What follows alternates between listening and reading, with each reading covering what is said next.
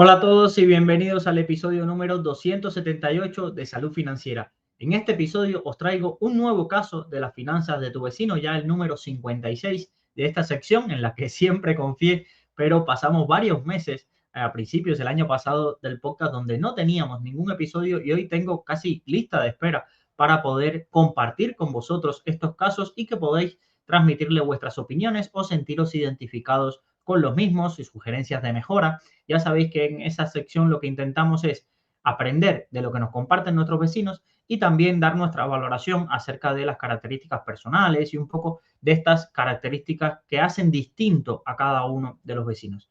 O sea, uno de los matices que quiero hacer sobre esta sección es que yo selecciono los casos uno detrás de otro según conforme me llegan. Es cierto que hay algún caso de alguna persona más conocida dentro del mundo financiero que quizás lo tengo apartado para poder dedicarle más tiempo y cuadrar horarios, pero normalmente lo respondo en el orden en el que llegan. Y es por eso que a veces vemos dos episodios que se parecen mucho las personas, aunque no se conocen, se parecen mucho las carteras, pero yo quiero que esto os invite a una reflexión.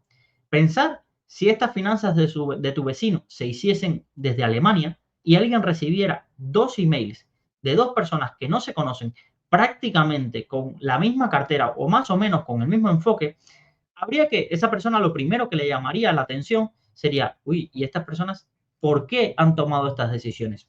Yo no estoy en vuestras cabezas para entender un poco cuál es la filosofía, los contenidos que consumís, los divulgadores que seguís, pero sí me llama muchísimo la atención cuando abro dos casos muy similares y me encuentro personas que no tienen nada que ver de una parte del país y de otra y tienen una cartera muy parecida y invierten con una misma filosofía.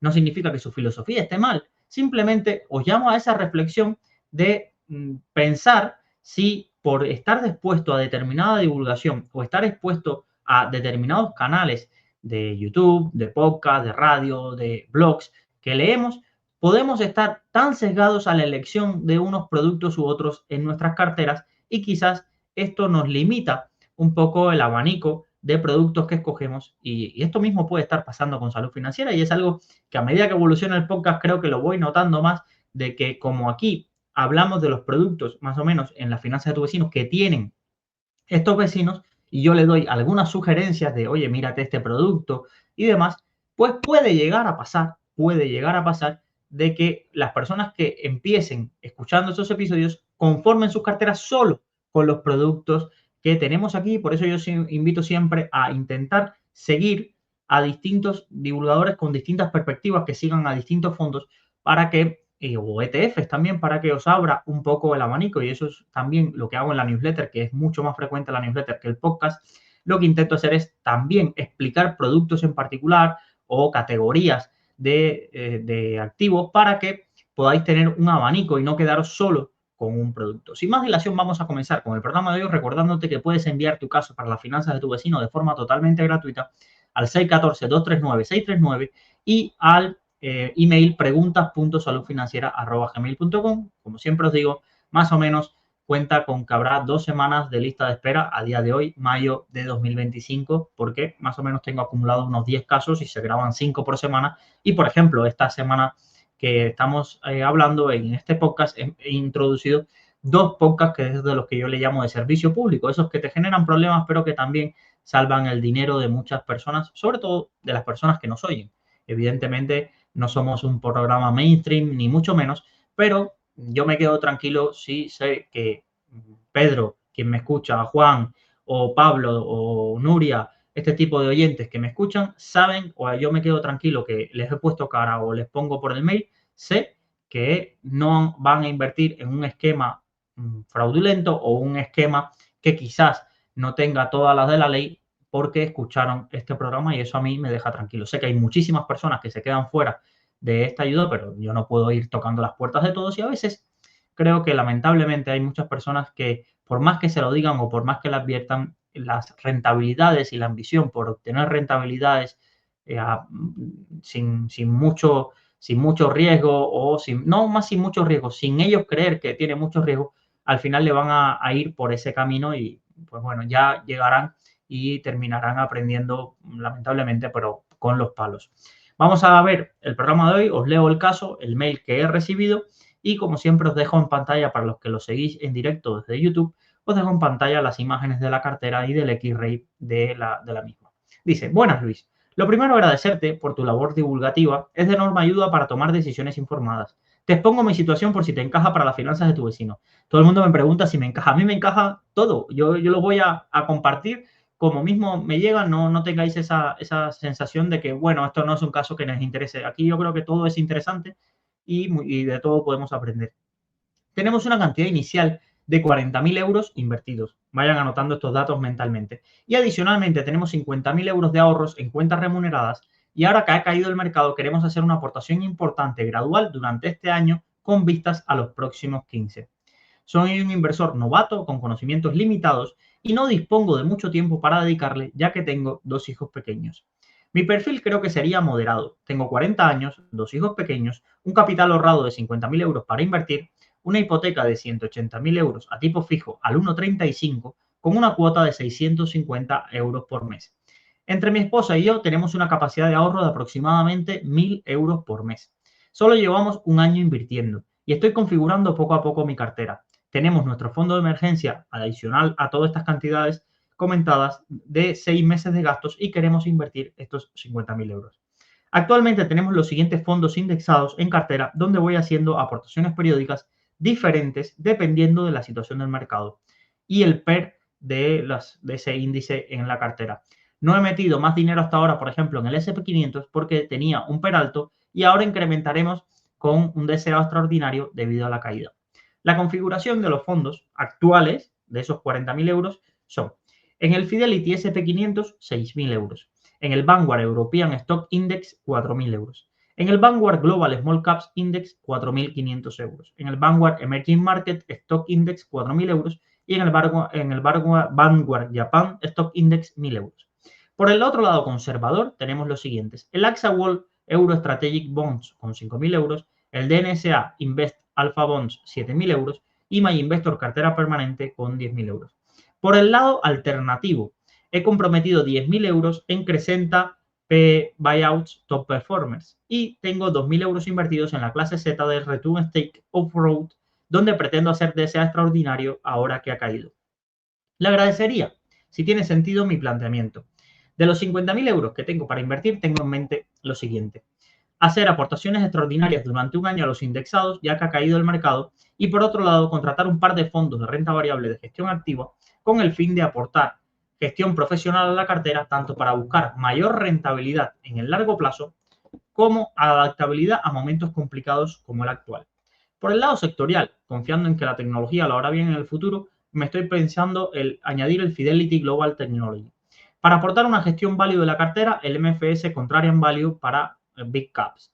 Para Small y Mid Caps, Hamco Global Value. Para la parte conservadora de renta variable, estoy dudando entre un fondo de gestión activa o un ETF para un fondo de dividendos de acumulación para suavizar la volatilidad a la renta variable y aportar un rendimiento constante.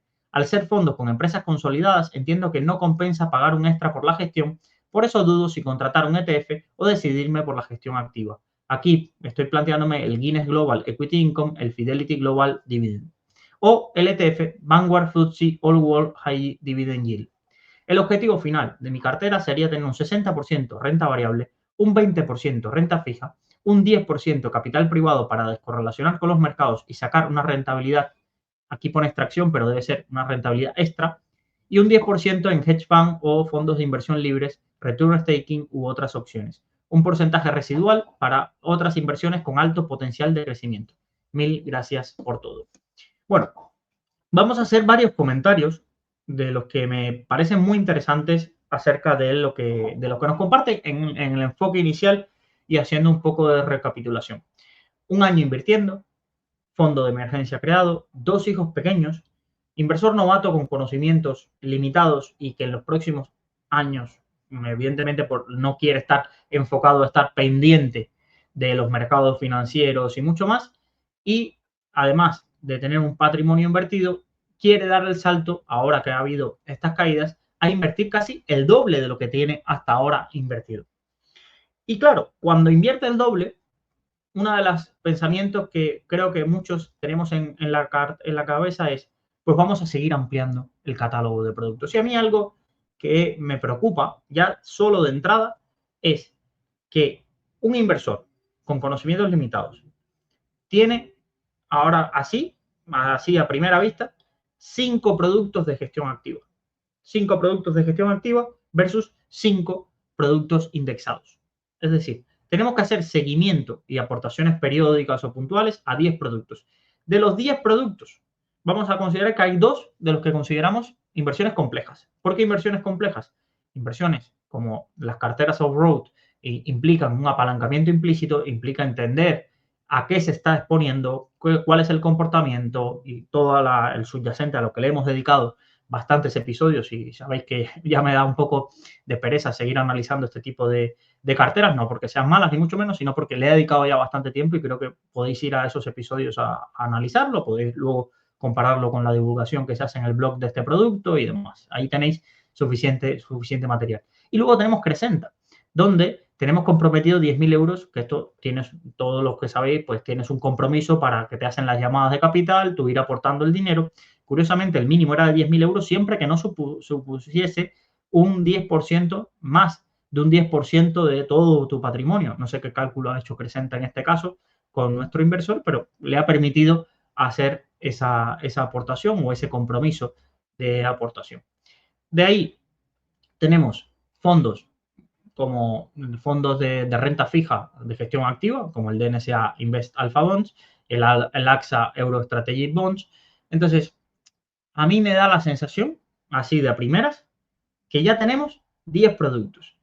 Luego, fijaros cómo en el comentario que nos hace, nos dice, bueno, quisiera añadir 2 fondos adicionales a los que ya tengo, pero nos termina hablando de 4. Nos termina hablando de sesgo value, nos termina hablando de small caps, nos termina hablando de fondos sectoriales tecnológicos y nos termina hablando de algún producto que pueda tener vamos a llamarle, algún producto de dividendos, ya sea de compañías que repartan dividendos estables y todas estas que estamos viendo. Y a mí creo que eso ya me empieza a preocupar porque es uno de los síndromes que hemos visto en muchas de las carteras de nuestro vecino. ¿Cuáles son algo de las cosas que hemos visto habituales? Carteras súper grandes, carteras donde vamos añadiendo productos pensando que estamos añadiendo algo totalmente distinto de lo que teníamos y al final tenemos un totum revolutum que quizás con una cartera súper sencilla, súper simple, podríamos obtener lo mismo y hubiéramos llegado a nuestros objetivos. A veces está bien añadir esas pizcas que vemos, sobre todo lo que hemos hablado en las carteras satélites y demás. Pero el tema es que a veces esto abre la veda a intentar, a no parar. Ay, voy a añadir este fondo sectorial del sector del asegurador. Voy a añadir tecnología. Voy a añadir small caps de países que no son emergentes. Voy a añadir un fondo de mercado frontera. Ah, mira este fondo de microcaps europeas, qué chula. Bueno, y este fondo de renta fija nórdica. Y vas abriendo, cuando al final lo que estás es distribuyendo tu patrimonio en distintas estrategias que te pueden ofrecer una mayor diversificación, pero al final aquí lo que estamos es para intentar obtener la mayor rentabilidad posible para nuestro perfil de riesgo y para la volatilidad que queremos asumir. Entonces, creo que a veces tenemos, hoy mismo hablaba con uno de los oyentes y me decía, no, es que quiero, para bajar la volatilidad de mi cartera, estoy pensando añadir un fondo de salud.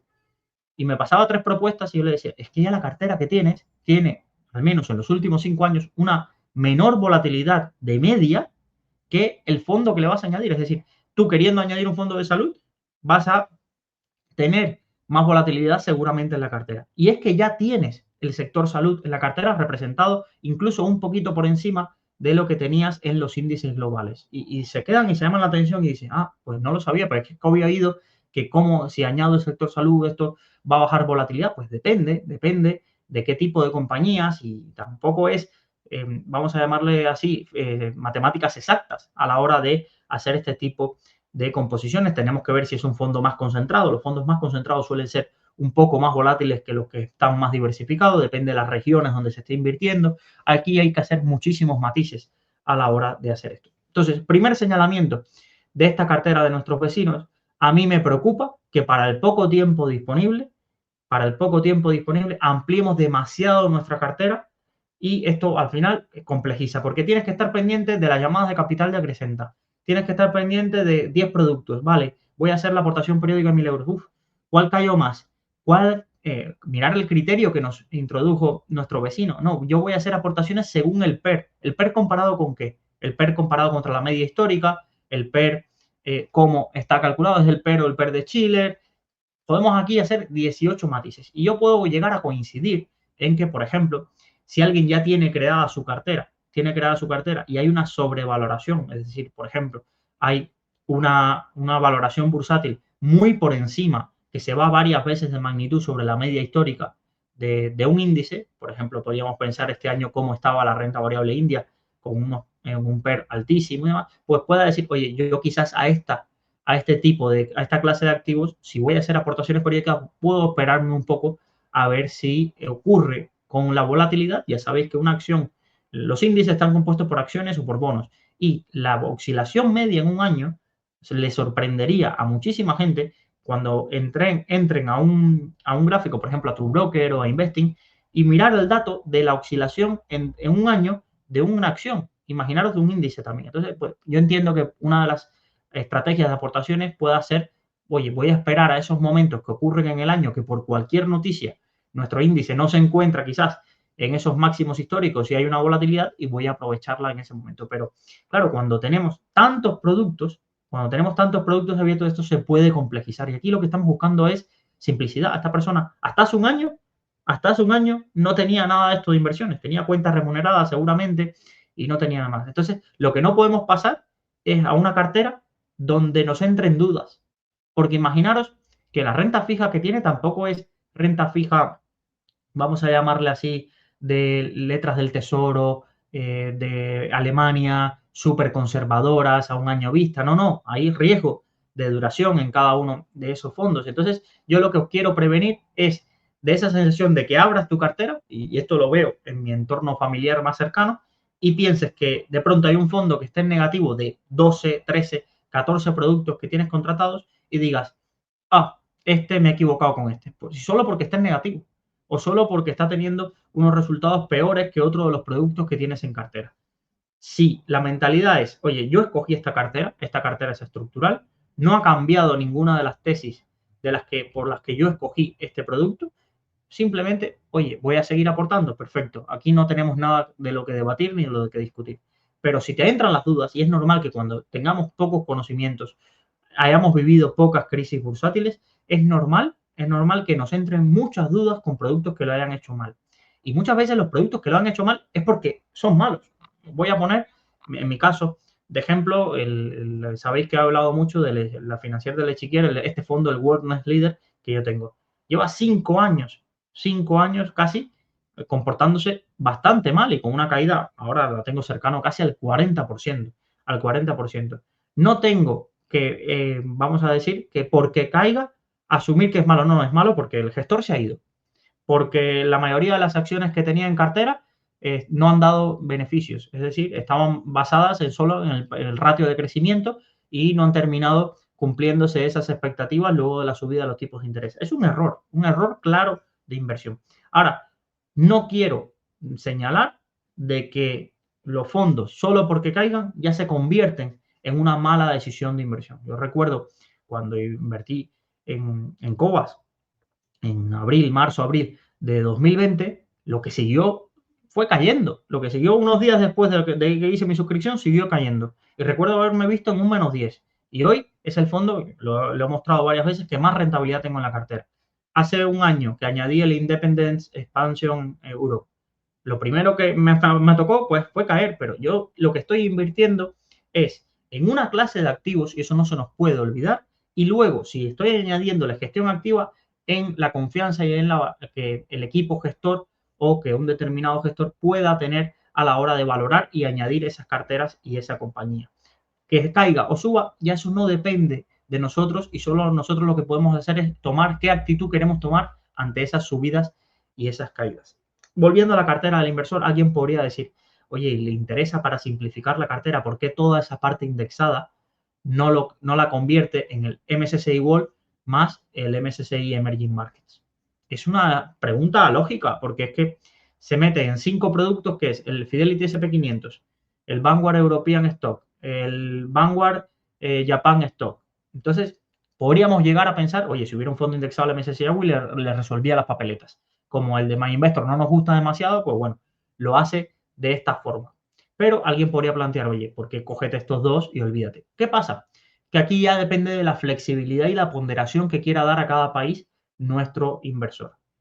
Por ejemplo, en la ponderación que tenemos actual de esa foto de MSCI World más MSCI Emerging Markets, nos quedaría una foto muy distinta de lo que sería el MSCI ACWI en la cartera de nuestro inversor.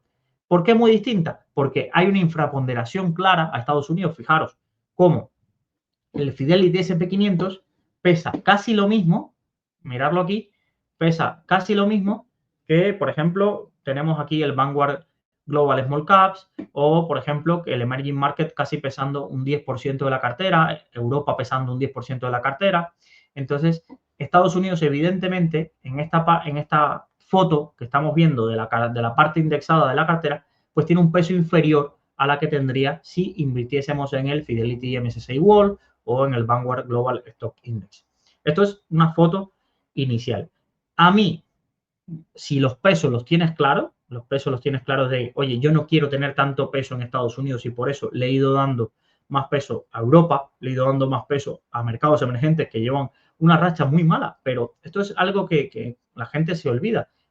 Hoy, a día de 2025, podemos decir, no, mercados emergentes es que ha tenido una década perdida, pero ¿y si fuéramos a 2015? ¿Estaríamos diciendo lo mismo? Viniéramos de una década casi prodigiosa de los mercados emergentes y a día de hoy, si tú haces la foto en muchos índices y en muchos espectros temporales, si tomamos fecha a fecha, el MSCI Emerging Market no se queda tan atrás de estos dos grandes índices, del MSCI World o del SP500. Simplemente ha tenido unos 10 años extraordinariamente malos y hay que ver las causas de qué ha pasado ahí. Una de las causas es el mal comportamiento de China y el aumento del peso de China, pero no significa de que lo vaya a hacer mal permanentemente. Evidentemente, estos países quizás yo no le daría tanto peso dentro de la cartera, pero sí un debate que tengo frecuente es como yo no sé el futuro, tengo intuiciones del mismo. ¿Qué intuiciones? Me da que en el escenario, cuando yo hablo de futuro, es el escenario que nosotros vamos a ver.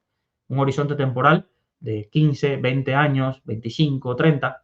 Me cuesta ver en ese periodo temporal una destrucción de valor tan grande en Estados Unidos como para que no se genere rentabilidad. Que sus compañías dejen de perder dinero, dejen de repartir dividendos, dejen de crecer en un entorno como el norteamericano y con el tamaño de la economía que ya tienen solo en el inicio. Olvidaros de la política, olvidaros de todo.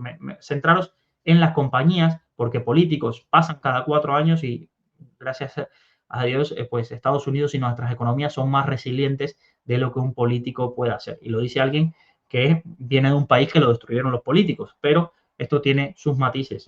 Para destruirlo, pues tienes que privar también de la capacidad de voto y a fomentar que se haga esa destrucción, que controles todo el Estado. Bueno, pasando a eso, lo que os quiero decir es, oye, intentemos, si somos agnósticos y no queremos dejar que los índices se autorregulen, porque esto es algo que hay que tener presente. Los índices con el tiempo van variando y van dando la ponderación que cada uno de estos países va teniendo. Es decir, si estuviéramos en 1990, no se podía invertir en el MSCI World, no usaba esas ideas, pero hubiéramos hecho una foto, Japón pesaría muchísimo. Y hay una gráfica que siempre a veces os me gusta mostraros, que es cómo el peso de las regiones va variando y cómo Estados Unidos ahora ha ido ganando peso, pero no significa que vaya a perder peso.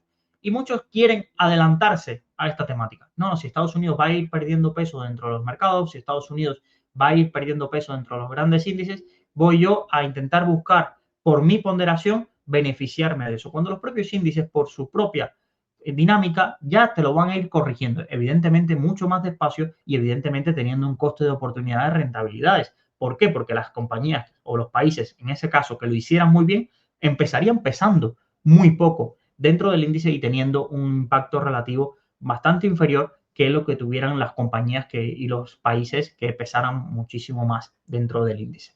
Entonces, no sé si es buscado o no, pero hay que tener una realidad que la ponderación actual que él tiene por regiones, y aquí lo vamos a ver, lo voy a mostrar en esta foto inicial de la cartera. En la foto inicial de la cartera no incluí los dos productos alternativos porque no se pueden modelizar. Ahora yo no puedo llegar a un XREI y ponerle el Return Staking Off-Road, ni siquiera puedo ponerle los ETFs, porque es que tienen un año, pocos meses y no me los deja simular, no hay ningún producto que lo podamos simular así. Pero como vemos por aquí, nos quedaría una cartera sin incluir los vehículos alternativos, de 52% en acciones, 35% renta fija y un apartado de otros, que ahí ya sabéis que están estas inversiones en oro, que tiene MyInvestor cartera permanente. Por países, Estados Unidos pesaría un 41%, luego tendríamos Japón con un 8,55%, luego Asia emergente, que aquí tendríamos China y demás, un 10%, por ese peso que le damos a los países emergentes, y luego Reino Unido un 6%, por regiones nos quedaría Europa un 30%, América un 45%, Asia un 25,62%, como vemos, bastante distribuido los pesos por países comparado con lo que serían los índices globales. Sin olvidarnos de que estos pesos son referenciados a ese 52% de acciones que tiene.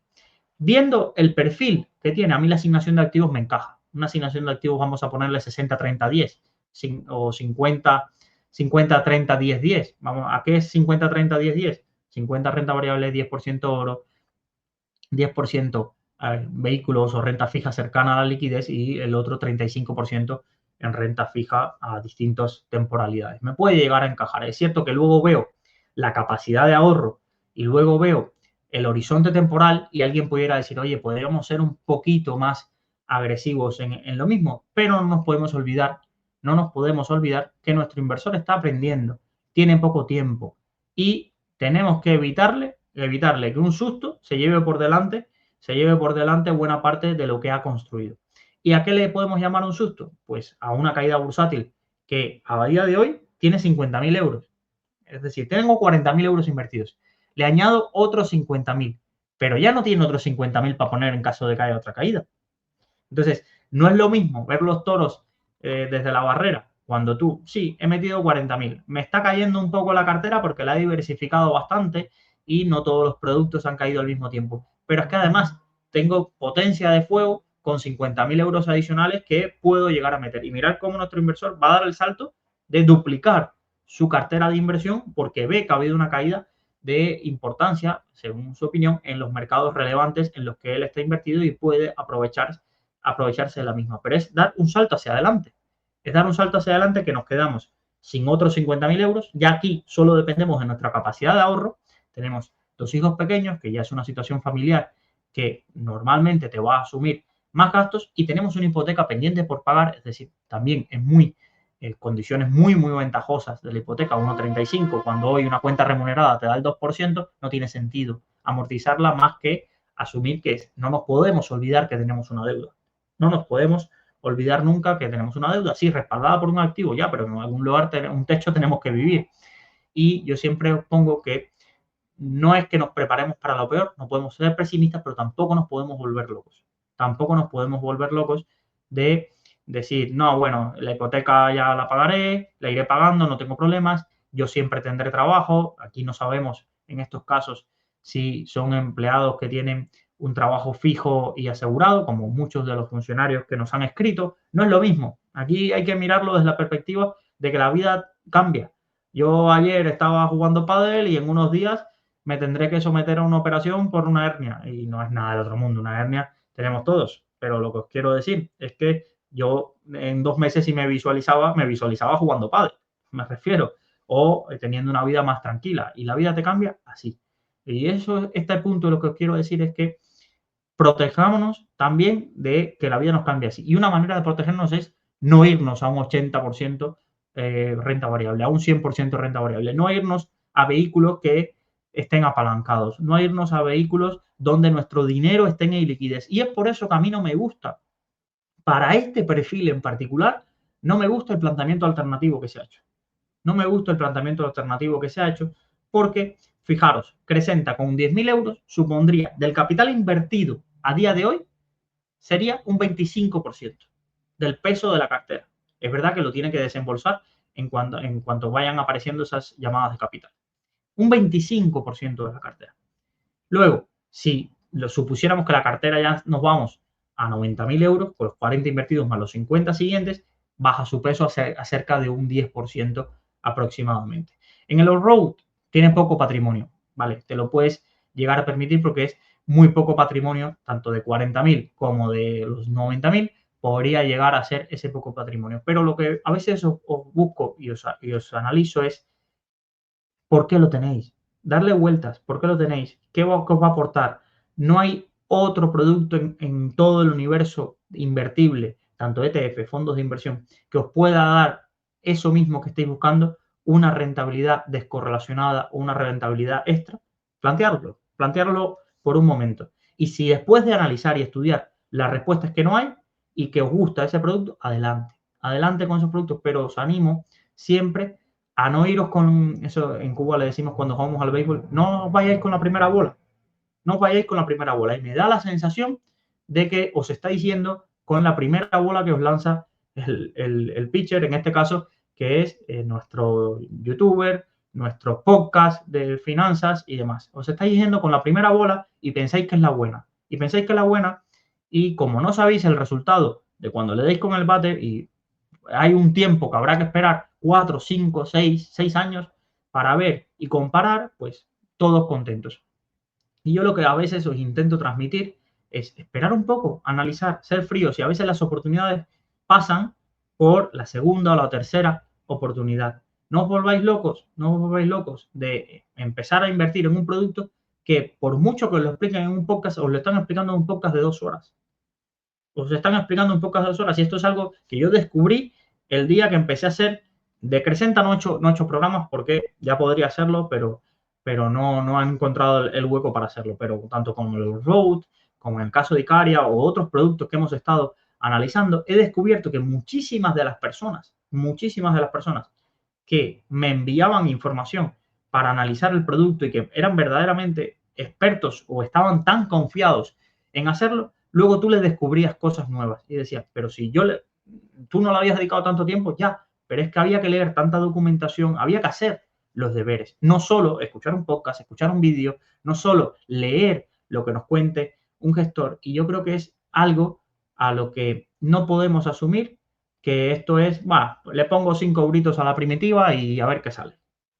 Desde mi punto de vista, no. A partir de ahí sois libres, ¿eh? Sentiros libres de probar todo este tipo de cosas, pero tener alguna narrativa creada y que la narrativa no sea voy a probarlo, pues porque este gestor lo ha dicho, pues porque esa filosofía podríais probar 3.000 productos más que hay en Europa. Podríais probar el Global Allocation, a ver si los bonos indexados a la inflación lo terminan petando y ese fondo se hace un más 50, más 70. Podríais probar muchísimas cosas que están súper descorrelacionadas de lo que es la renta variable tradicional y que pues tenéis al alcance de la mano simplemente que no habéis analizado tanto. Por ejemplo, los ETFs de WisdomTree Efficient Core, los ETFs de JP Morgan Chase o todo ese tipo de productos que hemos estado hablando. Ahí por probar, podemos probar 1000 cosas que digamos. Dicho lo cual, cosas que yo me plantearía con este inversor. ¿Por qué si le añado, duplico el tamaño de mi cartera, tengo que añadir muchísimos fondos adicionales?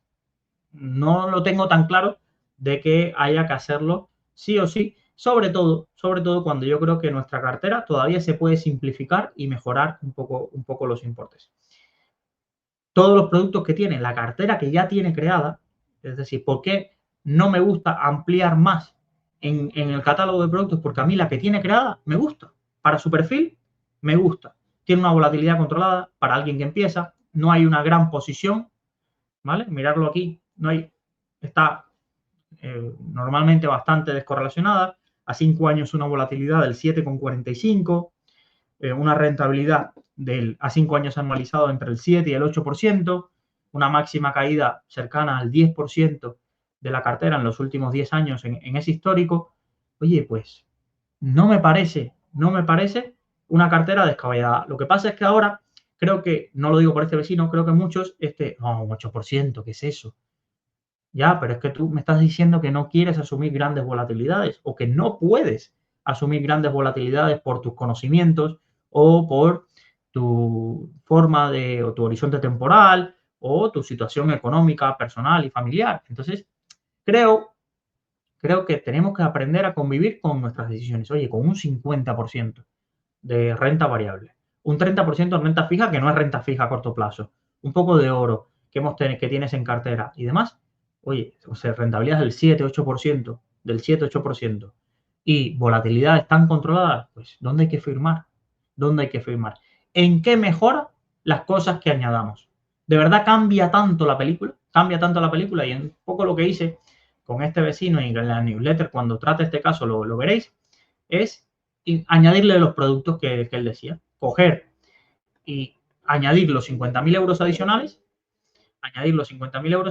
y empezar a añadir estos productos que él comentaba. Eso sí, no a lo loco añadir los productos. Una de las cosas que me tomé, vamos a llamarle, el atrevimiento fue decir, oye, todo el producto que añadamos se va a un 5% de peso en la cartera. Más o menos, 5%, un poquito arriba, un poquito abajo, pero la misma cantidad.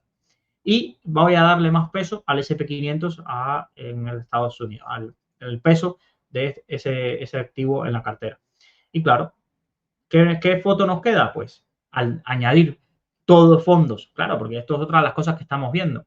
Cuando él me menciona estos productos y nosotros hacemos un X-Ray, lo que vamos a añadir son fondos que lo han hecho espectacularmente bien. A ver, el Fidelity Global Technology, el Fidelity Global Dividend, Hanco Global Value, el MFS Contrarian Value, ese es el que más dudas me genera, porque es un fondo que solo tiene 5 o 6 años, un equipo que lleva poco gestionando ese producto, no sé de dónde sale la idea, no significa que sea un mal fondo, tiene una rentabilidad anualizada desde inicio del 11%, no es un mal fondo, y más cuando el mundo value ha sufrido bastante, pero quizás es de los que más me genera duda, pero aún así simulé la cartera con lo mismo. ¿Se nos hace la cartera mucho más volátil? Sí, se nos va de 7 y pico a cerca de 9, pero tampoco tanto para todo el peso. Le hemos añadido 4 productos de renta variable. 4 productos de renta variable. Curiosamente, el Fidelity Global Dividend, una volatilidad de 10. Una volatilidad de 10, que es lo que él decía, bueno, quiero añadir un producto de empresas estables y demás, y quiero añadir este. Podría haberlo simulado con el ETF. A mí la opción del ETF no me parece nada descabellada, más allá de que tendrías que tener en cuenta que no lo vas a poder traspasar, y para estrategias de aportaciones periódicas pues pueden superar un poco el coste si no tienes un plan de inversión establecido y demás. Bueno, eso ya son temas que podrías analizar, pero también podrías buscar Guinness, por ejemplo, que no ponemos Fidelity Global Dividend. Guinness no tiene una comisión extraordinariamente cara y tampoco te expone a muchas compañías, una cartera concentrada, pero equiponderada, que podríamos analizar y aportar. Es verdad, aquí la rentabilidad hipotética en los últimos 5 años se nos va en los últimos 5 a un 10%, el mejor periodo cerca de un 12%, pero también asumimos caídas superiores, casi nos vamos a caídas del 15% en las peores caídas de estos últimos 10-15 años por ese mes de diciembre de 2019 a marzo de 2020. No sé, en la distribución regional tampoco cambia tanto. Estados Unidos sigue pesando un 41%, Reino Unido un 8%, y Asia sigue también pesando esa misma ponderación. Pero sí es verdad que nos vamos a un pico más de asignación de activos. Ya la asignación de activos pasa a ser un 69% renta variable, sería casi un 70-20, 5-5. 70% renta variable, 20% aproximadamente, 20-25% renta fija, y luego efectivo y oro quedarían con menor peso, porque lo que he hecho es aumentar peso en toda la parte de la cartera indexada, equiponderándolo, es decir, oye, donde tenías X, ahora tienes 2X, ¿vale? Y dentro de los vehículos indexados, y luego en la parte de gestión activa el aumento no ha sido tanto, y los productos añadidos siempre entran con un peso bastante limitado. Aquí en este caso, por ejemplo, de 5.000 euros más o menos fue la foto final que les hice. Y recordar que aquí no está simulado la parte alternativa, que ya entiendo que la tiene contratada y la va a tener, pero no puedo simularla. Pero tampoco al aumentar tanto el peso, es decir, no es que nos vayamos a ir a 25.000 euros invertidos en Crescenta ni 20.000 invertidos en la cartera off-road, tampoco serían tan significativos a la hora de la foto final de este caso. Entonces, ¿se añaden cosas? Sí, evidentemente, le añades matices a la cartera. Si le metes un fondo tecnológico, pues estás sobreponderando un sector dentro de lo que ya tenías. Si le metes sesgo value, pues quizás empiezas a sacar posiciones que en los grandes índices no tenías tanto en cartera, evidentemente, sobre todo si añades fondos como Hanko, que va a geografías que en los grandes índices es que no están tan presentes. El peso de Corea del Sur en un gran índice global es bastante pequeño, y mirar cómo aquí en la cartera aparece por ese peso que le vamos introduciendo en el fondo de Hanko. Si le añadimos, por ejemplo, toda esta parte de dividendos, pues sí, tenemos una renta variable que quita un poco de volatilidad de la cartera en ese punto. Pero ya os digo, ¿añadiría cosas? Sí, pero quizás para añadir primero tengo que quitar. Entonces, si para añadir primero que tengo que quitar, pues sustituiría un poco toda esa estructura de 5 fondos indexados y máximo me quedo con 3. Small Caps, el MSCI World y el fondo, el MSCI Emerging Market. Y según el patrimonio que le dé, ya voy a tener una foto similar. Vale, ya me quité 3 de aquí. De los 4 que estoy analizando añadir, empiezo a pensar cuál de verdad va a tener un impacto más descorrelacionado dentro de la cartera. Pues si añado uno de Small Caps, quizás el siguiente tiene que ser uno que también me controle esa volatilidad. Oye, ¿añado Hanko? Pues añado Guinness, ¿vale? Y así voy haciendo esos contrapesos. Y el MFS Contrarian Value podría esperarme a grandes caídas dentro de los fondos value de muchísima calidad, pues todos han tenido periodos de bastante sufrimiento. Y Hanko, por ejemplo, ya nos está exponiendo. Lo que pasa es que Hanko nos va a poner unas compañías que es verdad que todo el sector value europeo, todo el sector value norteamericano quizás se nos está quedando fuera. Pero yo tampoco veo la necesidad de que, teniendo esos fondos y teniendo de sobreponderar ahí, ¿vale? De sobreponderar ahí. No veo tampoco el sentido de quizás meternos en tecnología. Si la tecnología lo hace bien, tus fondos indexados lo harán espectacularmente bien, porque a día de hoy es el sector que más pesa dentro de la cartera. Entonces, si lo hace bien, lo va a hacer extraordinariamente bien. No es que te vas a perder esa rentabilidad de los indexados. Si un país emergente lo hace bien, pues ya lo va a hacer bien porque lo tienes en el peso de la cartera. Y en renta fija, pues ahí lo que me plantearía es esos dos fondos que añades, esos dos fondos, el DNS Invest Alpha Bonds y el AXA Euro Strategic Bonds, se pueden simplificar en uno. Piensa que tienes un 25% de renta fija en la cartera permanente. Es decir, oye, esto que está invertido en la cartera permanente, que en muchos casos es, ya tenemos ahí una ponderación a renta fija europea. Oye, nos aportan algo distinto estos dos fondos de renta fija. Podemos simplificar. Oye, mira, voy a coger un fondo de renta fija corporativa, que quizás no lo tengo tan representado en la otra estrategia que de la cartera permanente. Ahí es stock picking, bond picking dentro de la renta fija corporativa. Pero emisores europeos de gobiernos, quizás ya eso lo tienes en la cartera permanente y no te hace falta. Lo digo por simplificar la foto y porque estoy seguro, no conozco que nuestro inversor le ha puesto ganas, le ha puesto conocimiento, pero no controla a fondo las estrategias de esos fondos de renta fija como para tener el convencimiento de, oye, yo sé en qué tipo de bonos se está invirtiendo, este tipo de bonos me interesa tenerlo en cartera por esta cuestión. Creo que ahí tenemos que intentar simplificar. De Crescenta quería hablar y demás, pero creo que para esto tendré que hacer un episodio. A mí me gustaría que quien se ha metido a invertir en este tipo de productos haya leído el folleto, el reglamento de inversión, no solo el DFI, y vea los costes. Hay clases donde ellos estiman costes cercanos al 3, 4 y 5%. Es cierto que este es un comentario que me encuentro muy habitual. Bueno, si me dan un 15% y se quedan con el 13, es un 12% anualizado con poca volatilidad. Ya, pero yo también os invito a hacer un experimento. Un experimento y a día de hoy estaré encantado de hacerlo, y voy a ver si lo intento simular en algunas carteras. Si cogemos un ETF de compañías listadas de private equity, el típico ETF de fondos de inversiones que no hay muchos especializados en ese tipo de compañías, más que tangencialmente que los puedan llegar a tener. Por ejemplo, Numantia tiene una parte importante en compañías de este estilo. Vale. Y hacemos las mismas aportaciones periódicas, con el mismo capital que le ibas a destinar a Crescenta en un ETF comparado con Crescenta cuando os devuelvan de aquí a 5 años, 6 años, 7 años, porque estos fondos son creados hasta 10 años, prorrogables hasta 2. Creo que leí en su folleto. Cuando os devuelvan el capital, veríamos una cena, es decir, me encantaría invitarle a una cena a ver si gano yo con mi ETF, a ver quién obtuvo más dinero de vuelta. Ojo con esto, dinero de vuelta. No, no es que la TIR de este fondo, no. Pusimos la misma cantidad de dinero a lo largo del periodo, pusimos la misma cantidad de dinero.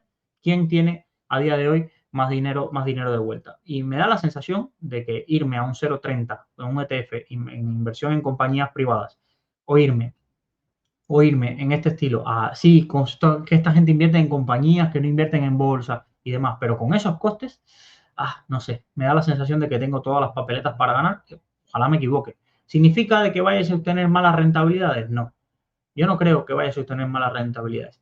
Significa de que todo va a ser perfecto, de que todo va a ser perfecto, de que todos los fondos van a devolver tires como la que están hablando, de que todos los fondos van a devolver el dinero en los 5 años, que la gente se hace la idea de que, bueno, en 5 años va a empezar los procesos de desinversión, de que en 5 años no va a haber ninguna crisis que haga que el private equity se resienta. Mirar hoy, escribir hoy, a día de hoy, mayo de 2025, la palabra private equity y buscar las noticias en inglés para que veáis un poco el movimiento que hay alrededor y por qué están sufriendo en bolsa casi todas las compañías de este sector. Mirarlo, darle un poco eso y no escuchéis el 10º podcast entrevistando a Ramiro donde nos cuenta su vida de trader, donde nos cuenta que trae una inversión que es revolucionaria, que nadie podía acceder en España, de que las alternativas eran malísimas y que ellos vienen a democratizar. Cada vez que escucho la palabra democratizar, me muero un enanito por dentro. Me muero un enanito por dentro, porque sí, es cierto, esto no se podía tener fácilmente accesible para otros inversores, pero no es tan bonito como lo pintan. Y entonces, a día de hoy, creo que han hecho una campaña genial de marketing donde no van a tener que responder por los resultados de aquí a 4 o 5 años. Y esto es genial. ¿En qué mundo?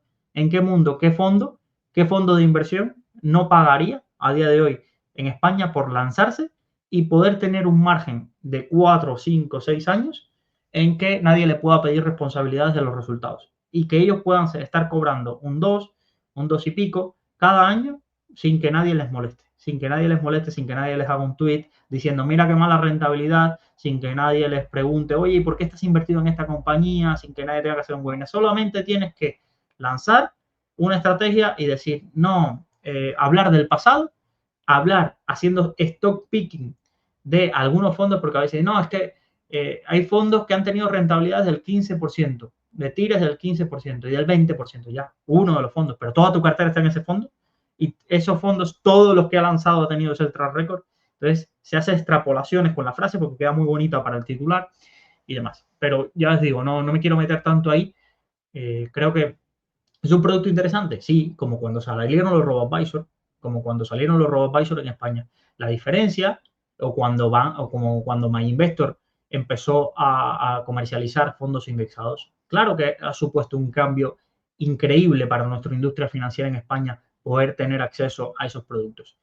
De ahí la gran diferencia es que el private equity ha mostrado unas características muy buenas para carteras muy grandes donde lo necesario es intentar controlar esa volatilidad o intentar controlar también cuánto la pérdida máxima o intentar no tener exposición siempre a renta variable. De ahí a que sea el activo impresionante que va a ganarle y batir al SP500 y demás, estos son afirmaciones que son muy fáciles de decir en un podcast y muy difíciles de conseguir. Muy difíciles de conseguir. Esto os recuerda al mundo de los hedge funds. ¿Hay hedge funds que han batido al SP500? Sí. Si tú te pusieras a crear una cartera de hedge fund y conseguirlo, e intentar predecirlo, cuáles van a ser, seguramente te pasaría lo que le pasó al inversor que le dedicamos un capítulo que apostó contra Warren Buffett. Perder. Pero no contra las compañías que eligió Warren Buffett. Es decir, no compitió ni contra Berkshire Hathaway, compitió contra el SP500. Entonces, ahí os digo que ir con cuidado, no os volváis locos. Y a mí, para la cartera que tiene este inversor, no le veía necesidad de meterse aquí. ¿Por qué? Porque vas a tener parado un dinero que te va a quitar flexibilidad cuando, de verdad, me gustaría pensar de que vas a tener una rentabilidad extraordinaria y te la deseo. Pero me cuesta ver con esos costes que las rentabilidades sean tan extraordinarias como parece. Y claro, después tenéis que descontar la comisión de éxito que tiene la simulación de todos estos productos. Ojalá así no sea. Ojalá Crescenta traiga rentabilidades extraordinarias a muchos de los partícipes, pero sigo pensando de que la renta variable con aportaciones periódicas tiene unas mejores cualidades de liquidez y unas mejores cualidades de fiscales para traspasar, y no tiene esta sensación de que tengo mi dinero parado, no lo puedo sacar, me están cobrando. Y dice, bueno, sí, es que sí los puedes sacar si nosotros vamos a buscar ventanas de liquidez. No sé, yo prefiero tener el dinero a mano y a estar a una orden de poder recuperarlo y demás. Sobre todo porque no tengo grandes aspiraciones, y esto es algo subjetivo mío. No creo que para la parte que representa este private equity o vuestro patrimonio, ni aunque se consiguiesen esas rentabilidades, os cambiaría tanto como para terminar pagando esas comisiones. No veo que el resultado fuera tan impresionante que digas, no, es que mira, 30 años invirtiendo a estas rentabilidades o 20 años, es que voy a pasar de no tener nada a ser rico. Me da la sensación de que no. Simplemente, oye, invertir, ahorrar. Si queréis diversificar, tenéis una cartera muy grande en cuanto a patrimonio y no queréis jugarlas todo al SP500 y demás, perfecto, diversificar, pero controlar, porque en estos casos ves cómo se nos va así muy sencillo, porque hablar de números a veces, cuando tenemos carteras muy amplias, no, tengo 5.000 aquí, 5.000 aquí, ya, es que Crescenta me pide 10.000, bueno, le pongo 10.000 porque los tengo. Ya, pero es que esto se va a algo muy grande dentro de las carteras.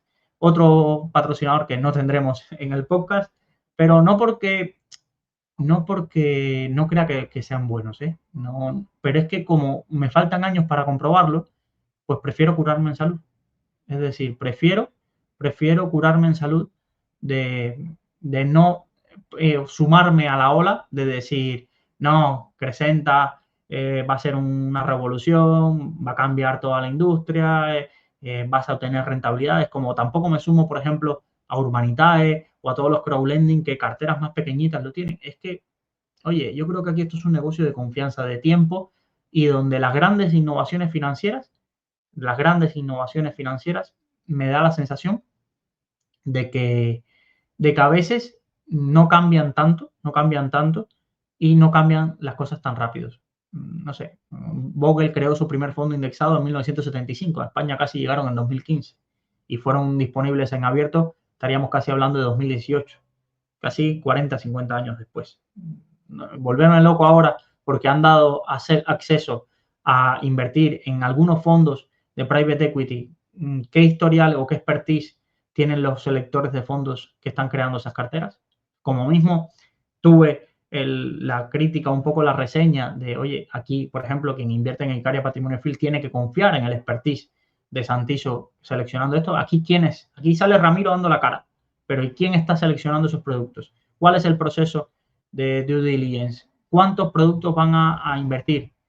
¿Cuántos productos van a invertir? ¿Qué porcentaje representa para esa entidad el patrimonio que le está poniendo Crescenta? Porque esa entidad, pues perfectamente. ¿Cuál ha sido? Hay muchísimas preguntas que se me ocurren que se le puede hacer a cada uno de esos selectores de productos, pero yo no he hablado. Fijaros la diferencia de que ninguno de esos selectores, que seguro los tiene, ha salido a dar la cara. Y toda la divulgación que se hace es sobre lo mismo, sobre la dichosa rentabilidad, sobre la descorrelación, sobre cosas que son características intrínsecas de este producto, pero que no solo se pueden conseguir invirtiendo con Crescenta, ¿vale? Y a mí lo que me llama la atención es de lo otro, que es lo que a mí más me interesa, de, oye, ¿cómo están compuestas las carteras? ¿Cuánto le pagas a cada uno de esos comisiones? No digo que esos datos estén ocultos, simplemente de que eso he escuchado poquísimo en todas las entrevistas que me he comido de esta divulgación sobre este producto, de los webinars, de no sé qué. Oye, me falta la chicha de lo que está detrás, y también me falta toda esa parte de entender, oye, ¿y cuántos años? ¿Cuál es el promedio de años? ¿Cuántas veces se ha extendido más la duración de los fondos? Todo. ¿Qué experiencia tienen seleccionando los productos? Porque a mí me digan, no, es que vamos a invertir en EQT, que es Dios, en Simben, que es Dios. Sí, ya, sí, todos esos son Dios. Pero, ¿qué le estás poniendo tú? ¿Migajas a ese Dios? Si ese Dios tiene que extender su duración, va a hablar con el plan de pensiones noruego, no contigo, ¿sabes? Tú le vas a importar 3 pepinos y tus partícipes le van a importar 3 pepinos a lo que ocurra dentro de ese fondo. Pero bueno, ya os digo, a esto le tengo que dedicar muchísimo, muchísimo más tiempo de leerme todo lo demás y de leerme todos los folletos, todos los reglamentos, todas estas cosas, y eso lleva muchísimo tiempo. Y a día de hoy tengo tantos casos de la finanza de tu vecino que lo que os diría es, ¿queréis invertir en Private Equity y en Crescenta? Adelante a hacerlo, como si queréis invertir en Urbanitae, Crowdlending, como siempre os digo. Ahora, protegeros de vosotros mismos. No os volváis locos, poner una parte de vuestro patrimonio, plantearos alternativas, pensar si vivierais en otro país, estuvierais invirtiendo en esto, vale. Pensar, oye, tengo esa cantidad, sí, tengo ahorro periódico, sí. En el peor de los casos, que no, esto sería lo último que podría tocar, porque no tiene liquidez, cuáles activos vendería, plantearos estrategias de salida de todos los activos que tienes, porque este será el último que puedas tener esa liquidez. Y pensar si para tu perfil de inversor, con lo que tienes ya es suficiente. Es que a veces alguien lo decía, no es que indexarse, pero no, ya no veo que no es ni cosa de indexarse. Es cualquier inversión que tengamos, a veces, si no estamos todo el día recibiendo información, o si no estamos todo el día sintiendo que sube, baja y demás, pensamos que no es suficiente, que tenemos que buscar algo nuevo, algún producto con otra rentabilidad, algo que me aporte, algo que tenga alguien que no tenga yo. Y a veces hay que aprender a conformarse.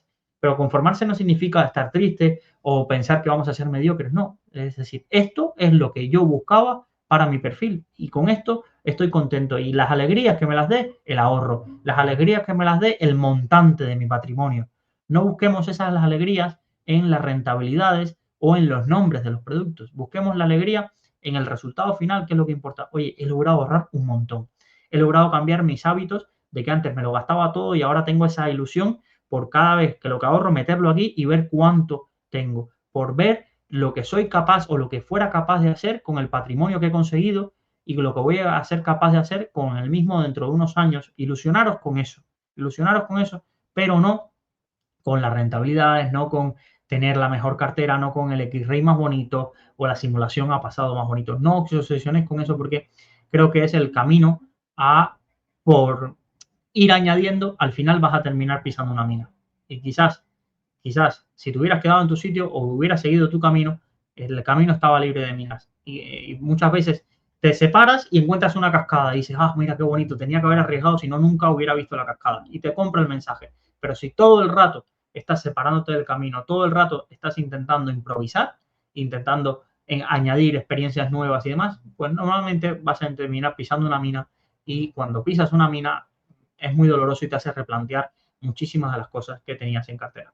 Os dejo este episodio aquí, como siempre os digo en la newsletter, lo trataré con más calma y un poco más detallado, porque aquí me siento y hablo con vosotros, y allí me siento, analizo, le doy unos días y veo vuestros comentarios también para sentir un poco el feedback y yo también añadir y recoger en esa newsletter lo que vosotros opináis de este caso, pero ya os digo al vecino.